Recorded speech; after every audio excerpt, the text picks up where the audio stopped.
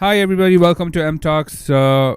My name is Nikhil Mani, Bibin and Michael here. and we started this conversation about life insurance, and this is going to be part 2 about that conversation. And Bibin, last episode we talked about whole life insurance and like the progression of how insurance industries like started with products and stuff like that, right? It started with term in the 70s, 80s. I think whole life was introduced, and then you started talking about universal insurance. Then universal life. That I think came in 97 or something, right? Correct. All right, so can you kind of talk to us about that regarding universal life insurance and the progression after that, and why universal life insurance was better than whole life insurance?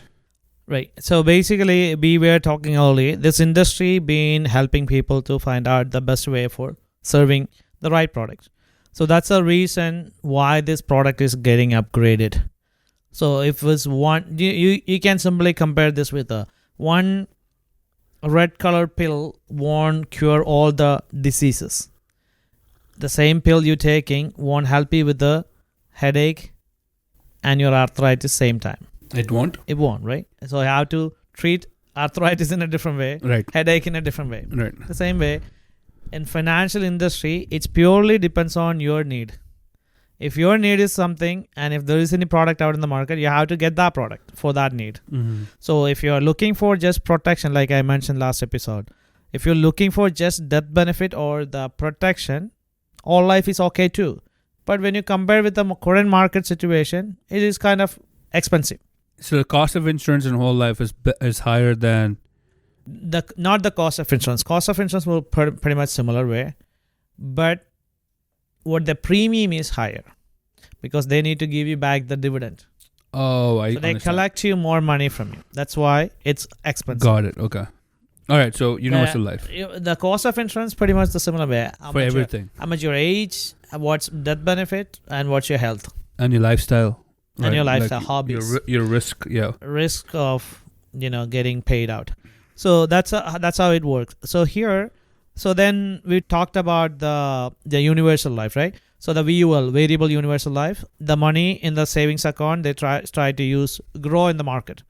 But how the variable market works, when the market goes up, your money grow. When the market goes down, your money goes down. Right. It's usual. Everybody knows. There's nothing wrong with that's how it works. So they use that. It's actually calls us a variable universal life. But unfortunately, when the money is washing out, the policy is getting lapsed, then they adapt a new feature. It's like a guaranteed universal life. It's called GUL. Even though your money is in the market losing, your life insurance remain. The death benefit will remain. That's what called GUL is. So GUL is way better than UL, not universal life, the whole life, 100%. Right? It can easily replace with that. And then there is a market change happen, like in the financial industry itself. There's a huge difference happen in about 1997. There's something called index strategy came to the picture. So there's something, a fixed strategy, a variable strategy, and an index strategy. What difference between the variable market and the index strategy, or variable strategy and index strategy? We're talking about strategies, not products. So what's the main difference between those was actually when the market goes up, your money going up, and the market crashes, your money going down. That's what variable market does. Right. When the index strategy came to the picture, when your market goes up, your money is growing. When the market crashing, your money is secure wherever you are at that point. So that strategy came to the picture. When that strategy came, insurance industry is like, what? That sounds good. Maybe we can adapt that. That might help us, or that might help our clients. So they start adapting the index strategy, connecting with it's actually mixing with the universal life. So when that picture came out, it's called indexed universal life. What's the good thing is all about, there's a cost of insurance there for the insurance. That is entirely there. And which you can't avoid. Avoid. There's no insurance that you can get without having to pay the cost of insurance. So that is always there. The remaining area, you will be able to utilize the market growth, and also is protected from the down market situation. When that came, it's actually a game changer. Yeah. When that came to the picture, it's, oh my God, I don't know, you name it. How many products and services you can replace with that? A lot. So that's why that picture, I don't know, you are familiar with those products. If not, that's a must-have product if you are planning to live in this country, in the US. So if you are in the US, it's a must-have product. The sad part is actually the people who own all life for a long time, they can easily upgrade to these things, adding all those features and utilize the market situation and everything. But the sad part, they don't know. Wait. So you're saying that if you have a whole life with, let's say, MetLife. Yeah, if you have a whole life with you and it has only death benefit in it, Right. and you're paying a lot of money on that, you can easily upgrade that to an IUL. It's not like a straight upgrade. You can get a new IUL if your health permits, if your age permits. Okay. So if you're eligible. And if you're at age 75 and you still have a whole life and you wanted to upgrade, maybe you're not the right candidate to upgrade. But if your health is okay and your age is okay, then you can upgrade. Even in your 50s. 50s, right? Yeah. even 60s is also possible. Okay. But the good news is you don't need to spend any single penny to check you're eligible or not. Just have to call you. See, you can just put an application. No single penny from your pocket will be coming out. You can always take a look. Is it you're eligible? Is it worth it for you or not? And the other advantage you being holding it all life is actually you might have some cash value in there, right? You don't need to lose that money. You can bring the money to the new insurance, and that money coming as a lump sum in the beginning. It's called exchange, 1035 exchange. So when that money comes to the picture, basically you may be paying the same amount or maybe less amount, maybe more amount. I don't know. It purely depends on your health and age. So you don't have to pay any taxes on that, right? No, there's no tax. It's actually moving from one company to other. But if you were to cash withdraw that money? If you have any growth made on that money, then you have The growth is taxed. The growth is taxable. Okay. And that money comes to this picture, right? And you can easily upgrade. So what you're able to upgrade? What kind of upgrade are you looking forward? You have a death benefit right now. Yeah, that will be there.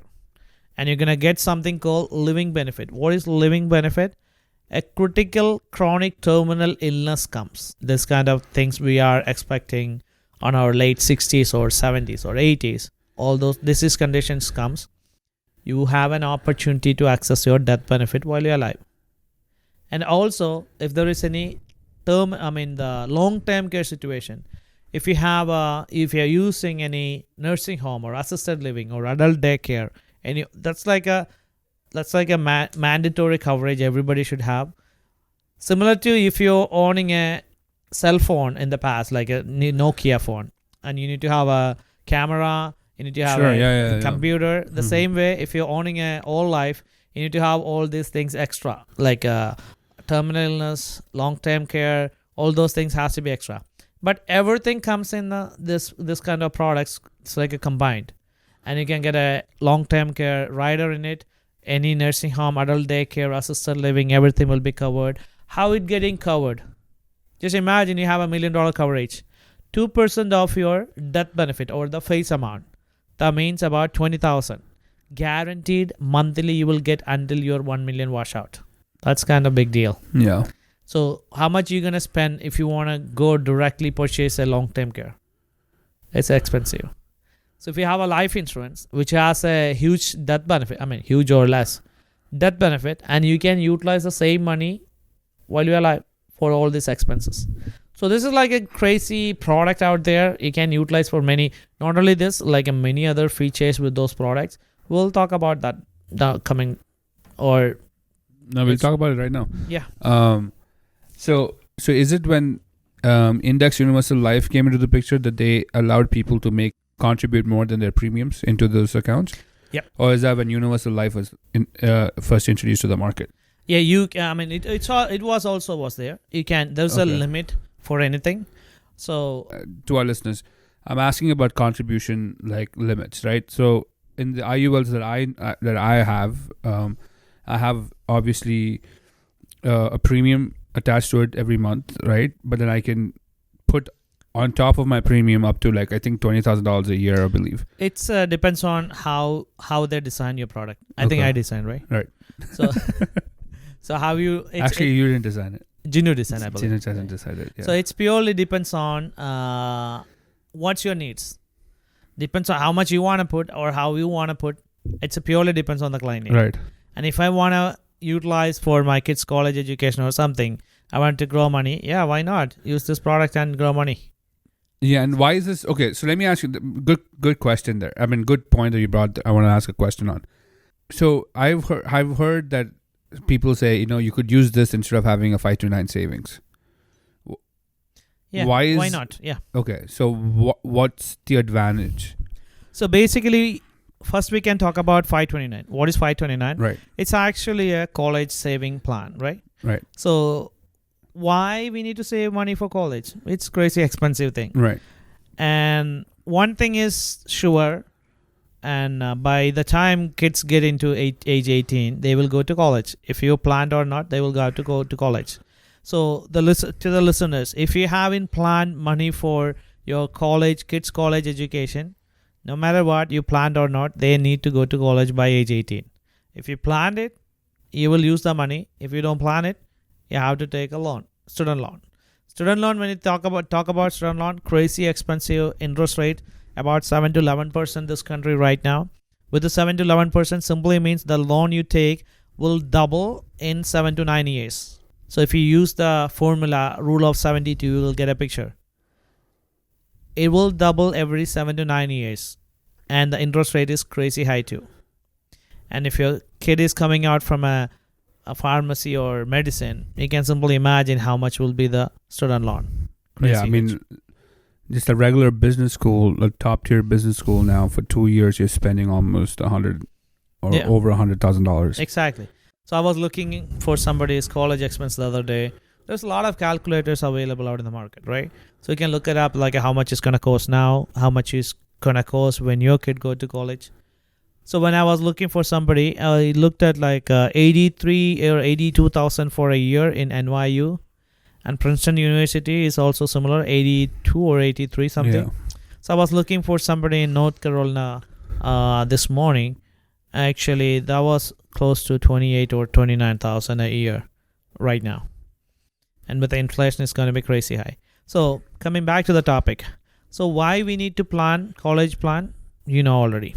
So wait, let me ask you, just go back. So in 529 savings plans, how is that money growing? Wait, I'm actually coming there. So we need to save money for college, right? So when you talk about saving money for college, where to save? That is the first question. 529 is a common product, what we all familiar with, similar to everybody knows about 401k. Right. So 529, how that works and why we need to use that. The main attraction for 529 is actually you can grow money tax-free. But it's post-tax dollars you're putting into it? Correct. Okay. And it's tax-free money. Okay. So growth is tax-free, right? So you can grow money tax-free for your college purpose. Right. That is the main highlight. Right. That's the one reason why that product is so familiar. Yeah. Or popular. So when it comes to the 529 particularly, so how are you going to start that product is actually in your kid's name, right? If I'm funding for it's a custodial account that's in your kid's name. Kid's name, correct. And you're the custodian. You will be the custodian, correct. Right. And you're going to and it's flexible, premium. You can put as much you want. You can start putting with the $50, $100. Also, there's a premium attached to it? Not premium, like the payment. Investments. Got it. Yeah. How much you want to invest? How much you want to invest. You can put like start off small and become big later on. And you can put as much you want. Okay. And where it works, right? How it works. It's also works similar to 401k. So it's in the variable market. It's in the variable market. Unfortunately, yes. You get a tax-free benefit, but it works like you don't get a tax now benefit. But the tax later. You tax later. Bracket. You get tax-free. Yeah. But that is also you can put a dot in there. We'll come back. We'll come back there. So that tax-free benefits. That's why people funding it. So how you fund? I do a calculation for the college education funding, right? So when I did a calculation, if I have a kid born today, if I plan college fund, ASAP is the key because you have that much years to grow money. Right. If I start right now and my son is born today, I have another 18 years to grow the money. So if I'm putting like average, talk about a middle class family. $6,000 a year. year you can put like it. Just talk about a middle class family. You're putting like a $50, $100 a paycheck. Sure. Okay. So $200 a month is equal to like a $2,400 a year, and you're funding for 18 years equal to about you're putting about 43,000 altogether, right? And all during this 18 year, how much you think that money will be growing? Probably an average of 6-7%. No. How much? If it's in the market, when you take any long-term product, basically growing like a 5 or less than 5. Okay. So if you grow that money, when I looked at it, it's actually over the period of 18 years, that money is not going more than 65,000, definitely less than 100,000. And majority of the clients, what we're dealing is actually, I see it's growing only, about 60, 70,000, the max. And here comes the bigger picture.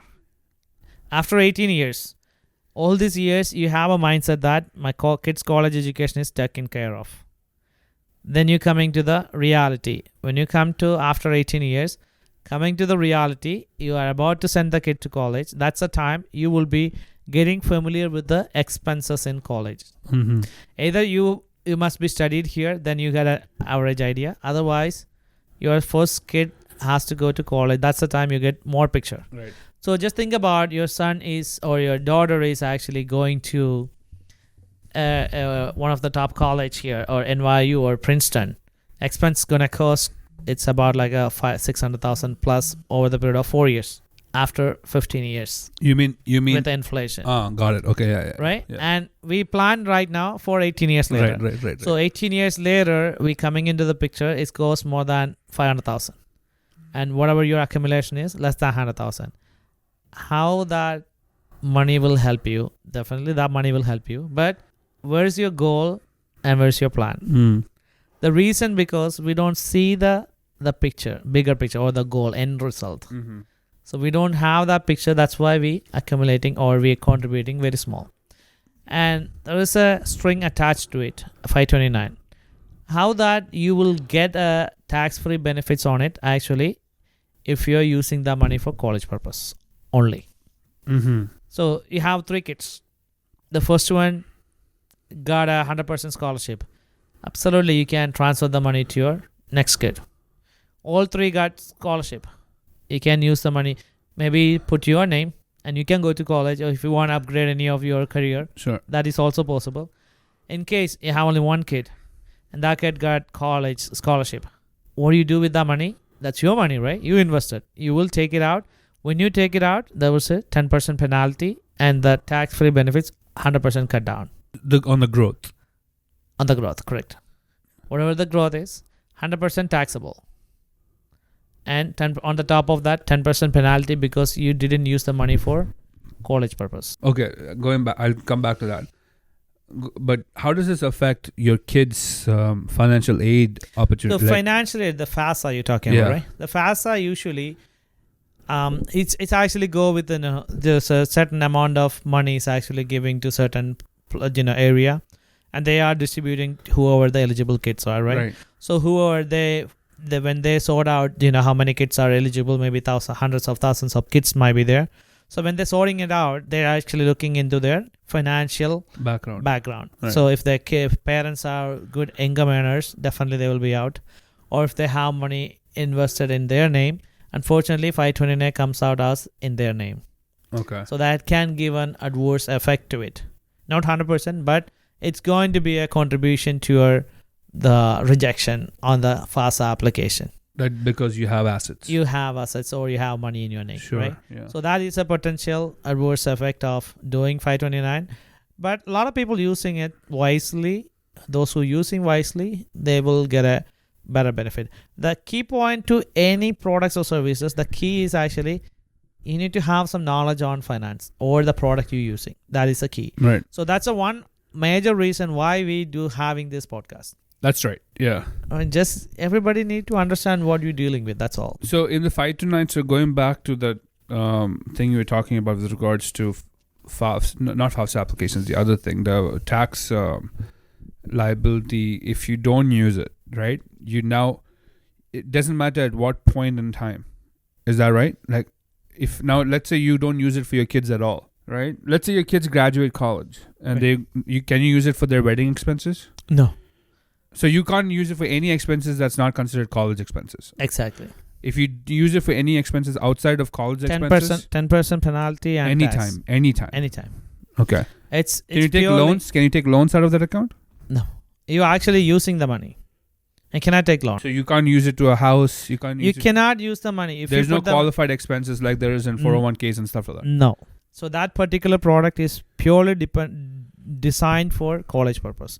If you're using for college purpose, you will get the benefits. If you're not, then you don't get the eligible, or if you don't get the benefits. What's the management fees on these accounts? There are management fees because it's like a very minimal, but there are management fees like similar to any variable products. So idea here is actually we are using the same kind of products in different names. So get to know what product you're getting and how that will be beneficial for you. That's what matters. Yeah. And then in the next episode, I kind of want to talk about how IUL kind of satisfies all of these kind of products. Sure. Absolutely. Or replaces these kind of products. So before we're winding up, I want to mention something. Don't run away from insurance. When you hear insurance, it's not a bad thing. Explore. There's a lot of things. There's a good thing that people can utilize. Yeah. So don't run away. Utilize. Don't stay there also. So people will sell you. Yeah. So don't get sold. Be educated basically is what it comes down to. Exactly. Like use your 401k, have your 5 to 9 savings plan, but maybe also hear about the IUL, and which we'll talk about in the next episode. Absolutely. Thanks everybody. Thank you.